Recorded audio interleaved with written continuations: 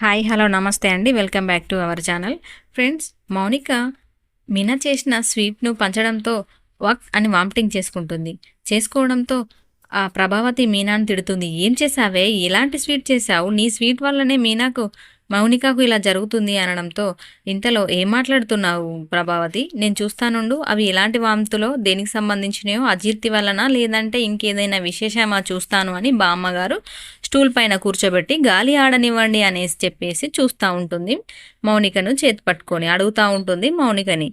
"ఏంటమ్మా, ఏంటి ఇది, ఎందుకు జరిగింది" అని అన్ని అడగడంతో మౌనిక చెప్పేస్తుంది విషయాలన్నీ. దీంతో చాలా హ్యాపీగా ఫీల్ అవుతుంది నాయనమ్మ. "అరే సత్యం, నువ్వు తాతయ్య కాబోతున్నావురా.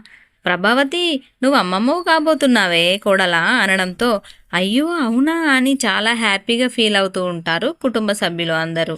ఇంతలో ఈ కుటుంబ సభ్యులు హ్యాపీగా ఫీల్ అవుతున్న సందర్భంలో సంజు మాత్రం, "ఏంటి ఇలా జరిగింది? మా నాన్నేమో ఈమె ప్రెగ్నెంట్ కాదు అనేసి సర్టిఫికెట్స్ తయారు చేస్తే విడదీసుకుందామని చెప్పేసి వదిలేసుకుందామని చెప్పేసి అనుకుంటుంటే ఇలా జరిగింది ఏంటి" అని టెన్షన్ పడుతూ ఉంటాడు.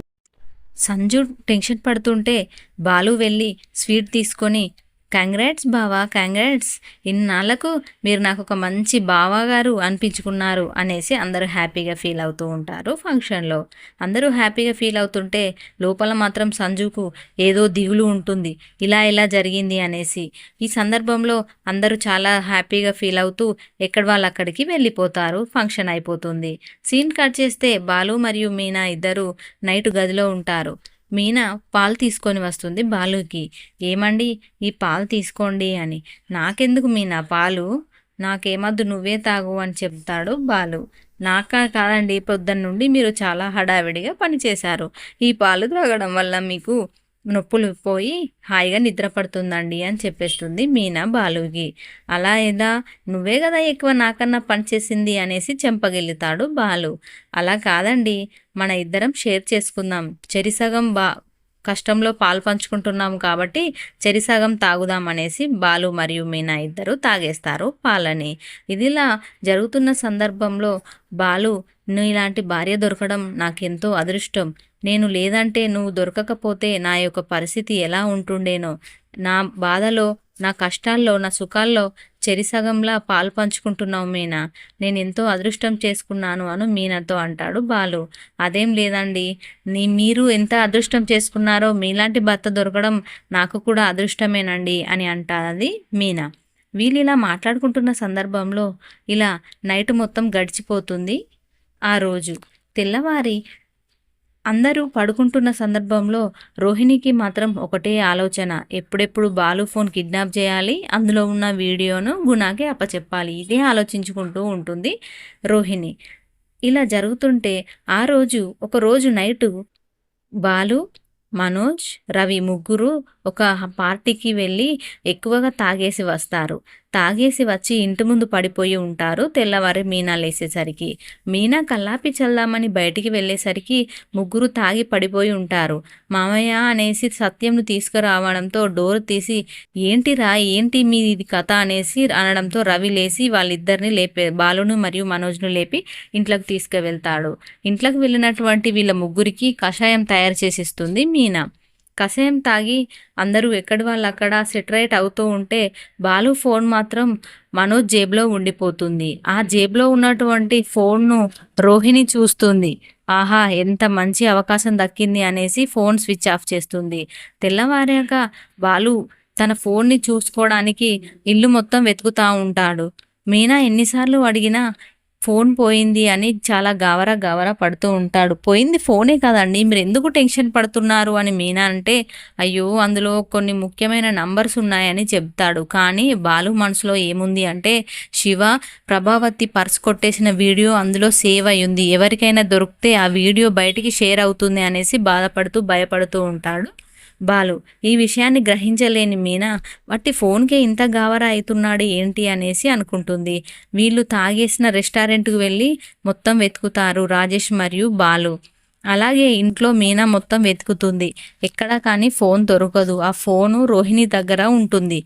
రోహిణి మనోజ్ను మభ్యపెట్టి ఏదో రకంగా షాప్కు పంపించేస్తుంది. "నేను ఈరోజు షాప్కు రానండి, నాకు చాలా బిజీ ఉంది, నాకు వేరే క్లయింట్ దగ్గరికి వెళ్ళాలని" చెప్పేసి మనోజ్ను మభ్యపెట్టి రోహిణి మరియు విద్య ఇద్దరు కలిసి గుణ దగ్గరికి వెళ్తారు ఫోన్ తీసుకొని. ఫోన్ చూడగానే గుణ, వచ్చేసారా, ఫోన్ తీసుకొని వచ్చారా, పంపించండి, నాకు వీడియో పంపించండి అని ఆతృత పడుతూ ఉంటాడు గుణ. అదేంటి, అదేం లేదు, మీరు దినేష్ని తీసుకొచ్చి పోలీస్ స్టేషన్లో వేసే వరకు నేను పంపించను అని చెప్పేస్తుంది రోహిణి. అలాగేనని తన తోటి గూండాలతో ఫోన్ నంబర్, ఇంటి నంబర్ పంపించమని అడిగేసి దినేష్ను తీసుకురావడానికి పంపిస్తాడు గుణ. ఇంతలో వీళ్ళు మాట్లాడుకుంటూ ఉంటారు రోహిణి మరియు విద్య. అలా ఎలా తీసుకొచ్చావే అంటే, నేను అవన్నీ తర్వాత చెప్తాను అనేసి అనుకుంటూ ఉంటారు. ఇంతలో రానే వస్తాడు దినేష్ గుణ దగ్గరికి. తీసుకొని రాగానే చాలా కొట్టేసి చీటింగ్ కేసు పెట్టి పోలీస్ స్టేషన్కి అప్పగిస్తాడు గుణ దినేష్ని.